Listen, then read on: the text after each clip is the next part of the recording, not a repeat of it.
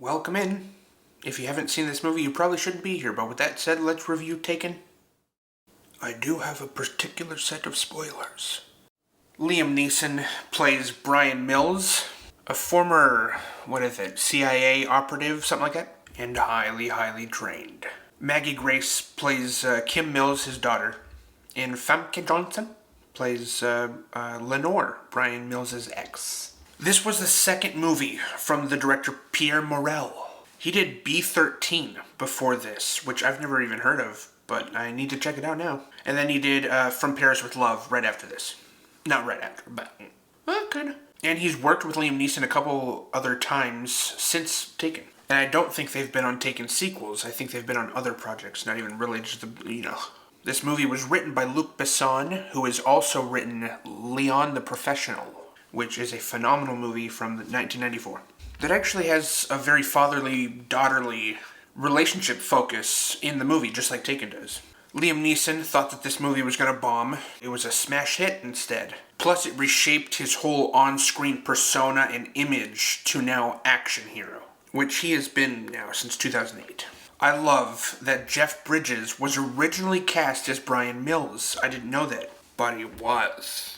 But he dropped out because he thought it was going to be too physical of a role for him. And the reason that I love this is because Jeff Bridges, now how many years later, is doing The Old Man, which is extremely physical in terms of fight scenes. He might as well have done it back in 2007-8, where his body would have been a lot younger. But whatever, I love The Old Man. It's on Hulu FX, so good. And it's also like the plot of Taken 3 is pretty much the show of The Old Man. Kind of funny how that works out. Not really, but whatever. The only action movies that I had really seen up to this point, up to Taken, were like super far-fetched and corny. Only until Jason Bourne and Batman Begins did action scenes really start to become more grounded and realistic and gritty. Taken was soon after those two movies and strived for the same exact kind of grit and realism in those action scenes, providing a very grounded and intimate look at hand-to-hand combat in forms of styles outside of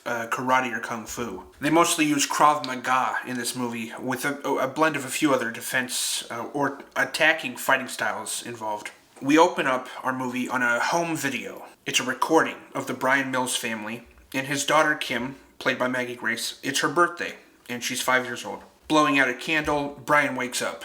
He was dreaming about that video. It's the family that once was, and now you see him completely isolated, alone in his apartment. His daughter's now turning 17. It's her birthday, again. He goes to the party, and he isn't even recognized by the staff. Lenore has to come vouch for Brian and say, like, he's the dad, he's the actual father. His gift to his own daughter is completely overshadowed by the horse that the stepdad gets the daughter. So we already start to understand the relationship between stepdad, ex-wife, father, and daughter. Brian feels about this big throughout that whole scene at the birthday party. He's on the outskirts of his own family, going through family photos later on, alone at home, just reminiscing about the family he used to have. It's become his whole reason for living is to stay close to his daughter. It's really become his whole existence. And he even forgets about 4 co-workers who come over. They had a night planned, and they open the door, and he's like, oh, that's right. And they all work as security guards, and they regularly escort and protect singers who are coming through their town at big venues. We see him at the concert. He puts a stop to some big commotion. We see just how skilled Brian is in his tactical fighting knowledge and how easily he can neutralize a threat. Out of this ordeal, Brian protects the singer who earlier kind of dissed him by going, your daughter should just go find another industry. She shouldn't be a singer. She does a 180 when Brian protects her from the man with the knife. And out of this, the singer wants to provide singing lessons to Kim now. This is a gift that Brian is thrilled to give his daughter. It's way better than the stepdad's horse. So he sees an opportunity.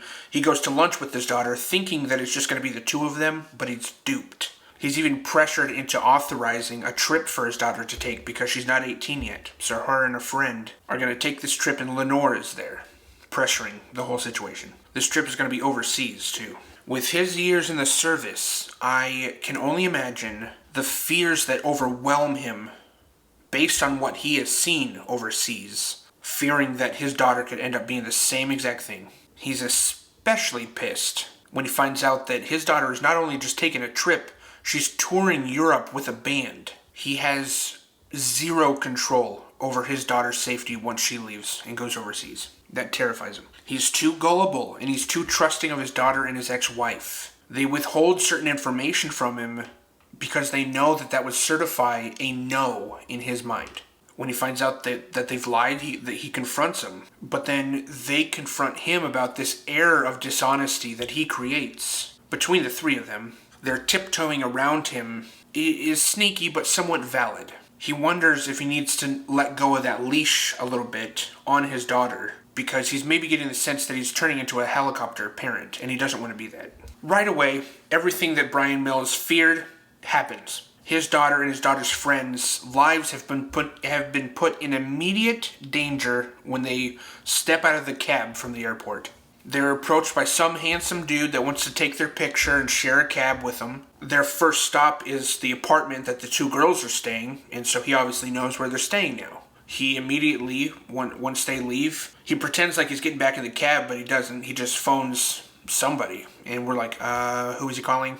We just went from, I don't know, to like blaring red flag. Brian can't get a hold of Kim, and they agreed that she would call him like once they landed, once every hour, or something absurd like that. Finally, she picks up, and that phone call is one of the scariest phone calls in cinema history, but also in these two people's fictional lives. Two people break in, and they attack the friend, while Kim is on the opposite side of the apartment, but she can see what's happening, and Brian's on the phone with her. Brian now has 30 seconds to direct his daughter in how to be kidnapped. This is what's going to happen. Look at their wrists, their arms, look for tattoos. What are they wearing? Scream them out to me, because they're going to take you. Hair color, height, weight, everything. It happens exactly like he said it would. And Brian has to just sit there on the other end of that phone call and listen to his daughter being taken. Title. But he can't let emotion control him. He has to be on point here. He ends the call with his famous few lines, his little monologue, laying it out for the guy because he can hear breathing now on the other end since it's gone silent. Basically saying, I have a particular skill set that I'm going to use if you follow through with this. I'm giving you a chance. I will be finding you and I will kill you. The other guy says, good luck. Every asset, every resource, and bit of training in Brian Mills' past is going to use right now. The bad guys have a head start, which is the worst part to think about. Everything that they're getting away with is for free right now. They have this 24, 48-hour head start in front of Brian. We quickly find out that the organization employing the men who kidnapped her specialize in trafficking young women traveling overseas, with a 24 to 48-hour window before these women are never found again. Brian is now on a plane to Paris. He's going to follow his daughter's breadcrumbs. He listens to the good luck, good luck, good luck over and over. It's fueling his determination as he makes his way to France. He breaks into the same apartment that his daughter was staying with the friend and does some of his own digging, his own investigative work. He listens to the audio clip of her being kidnapped, the full thing, and he pictures it happening. He even acts it out to a degree. Brian finds a smashed up phone inside the room, but he takes out the SD card and it's intact. So he finds a picture on the SD card, and in the reflection he can see the handsome man at the beginning who took the picture for the girls on the sidewalk. Now he has his first target. This leads to a car chase and a foot chase that ends with that guy who took the picture being hit by a garbage truck, therefore not having any information to offer Brian. So he goes to his first contact, who was an old friend, Jean-Claude, who tells him that the Albanians came 6 or 7 years ago. There were 15 or 20 of them, but now there's hundreds of them, and they're incredibly dangerous. Like a mob organization, but their main product instead of drugs is women. So Brian finds a corner downtown and lingers with the prostitutes, and he even starts kind of a ruckus because he knows the pimps are around watching, and they confront him. So he plants a sound sneaky device to hear them talk. because he's hired a translator, and they're going to listen to what the pimps are saying in their car about him, and he's going to translate it from Albanian into English. This gives him some information. Not only do they have to translate it, they have to decipher it because it's all coded. Now, Brian finds himself at a brothel run by the Albanians, but he is there specifically for his daughter, who could be in any one of these sex cubicles. But the only thing that he does find of his daughter's is her jacket. Brian has to take out a couple people. The whole camp gets alerted, which leads to a massive shootout car chase scene that ends with cars driving through buildings, running into tractors, rolling down hills, driving through balls of fire. It's a crazy scene. He escapes with the young woman who had his daughter's jacket on. She's barely alive and does end up dying, but after giving Brian some valuable information about a red door. He's right on the heels of these guys. He knows it. Jean-Claude calls him back and tells him that he's working with the police and is going to have Brian deported because of the mess that Brian has caused and is about to cause in Paris. It just can't happen. It doesn't work though. Brian sees it coming and he's prepared. So then he finds the house with the red door, which is a hub for these Albanian traffickers. He cons his way inside and doesn't choose violence yet. He's searching for one voice in particular. Can you guess which one? The voice on the recording. He's addressing everyone in the room to hear them speak. And there's one dude who hasn't spoken yet. And now he's the next target. Brian has a piece of paper that says a sentence on it. And he goes, can you translate this for me? Hands it to the guy. And the guy says, good luck. That's what it translates to. Smart. This leads to like 20 people dying in the span of 3 minutes. The bad guys are literally trying to get out of the building because Brian Mills is there. He's chasing all them down, killing them. After they're all dead, he finds like 15 girls, including Amanda, who was traveling with his daughter Kim. She's dead. Not the Kim, but the Amanda. Brian resorts to torturing the good luck guy. Not only for the information on where his daughter was just sold, but also to kill the guy. He wants this to be the slowest and most agonizing death that he can inflict on this person. Unfortunately, after this conversation that he has with the guy being tortured, he suspects Jean-Claude as being in bed with the Albanians and the police. So he goes to Jean-Claude's house and he just like kind of forces dinner on them. He's like, why don't we eat? He ends up just shooting Jean-Claude's wife in the arm during dinner, just so he can get the name of the next guy that he needs to go chase. And he gets it. This takes Brian to a massive party that he infiltrates, takes out each guard one by one until he finds the bidding room, where a bunch of rich men sit in individual anonymous rooms and they bid on women that are brought in to be bought. One of the women in the bid is his daughter, Kim. Brian takes out a gun and coerces the guy bid on my daughter so that he can have control over the situation. The bid goes up to $500,000 and it's sold. They got the highest bid. But he's ambushed right away, put into a situation that he now has to escape from. He takes out another 5 guys with his hands tied together, turning the tables around real quickly on the man that just captured him, killing him in the elevator. But at least he knows his daughter has just been put on a boat. He rushes to the bridge so that he can jump onto the boat and single-handedly kill another 10 men at least. The last guy alive on the boat is now holding his daughter at gunpoint. But Brian has him in his sights, and I love this scene because the guy just starts to talk and he just moves his head like this, and Brian just... It's funny. All of the women on the boat are now safe, including his daughter, Kim. They travel back to the States and are reunited with Lenore, and the stepdad. Brian's even being treated much differently now by Lenore.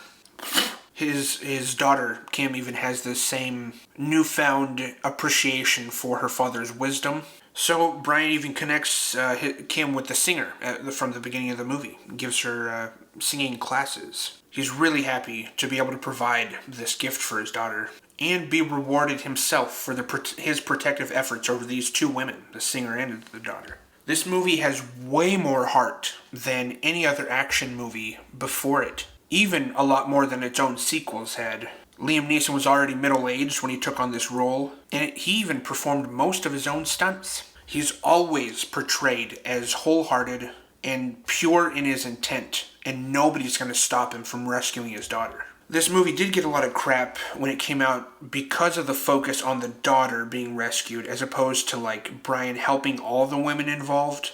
And I can understand that. I do wish that they would have given a focus, even just a news report that Brian's watching when he's back home about all of these brothels being raided and all of these women coming out and being rescued and stuff. And that would have been nice. But I guess the fact that Brian has killed, like, most of the guys in the organization, I guess implies that these women have been rescued.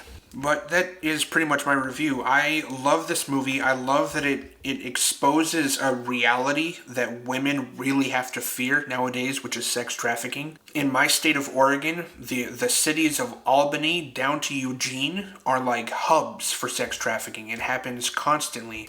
There are parks here in my city that you can go to, and they traffic women out of these parks. It's real. It's happening constantly. And it's growing, it seems, because nobody wants to talk about it. There's another movie that I really want to get to. I don't like to repeat genres in my reviews right away, so I'll wait a little bit. It's called You Were Never Really Here, with Joaquin Phoenix. Came out in 2016, 8 years after this movie, and is Taken on steroids. Honestly, it's the movie Taken, but with a very earned rated R rating. And I love it because it's not Albanians or some Paris doing the sex trafficking. It's actually politicians, which has, I mean, that's why I would love to review it, because it touches on something that is extremely real in these United States, man. Jeffrey Epstein did not kill himself. That's my review, though. Thank you so much for being here. Thanks for watching. Love you guys. Peace.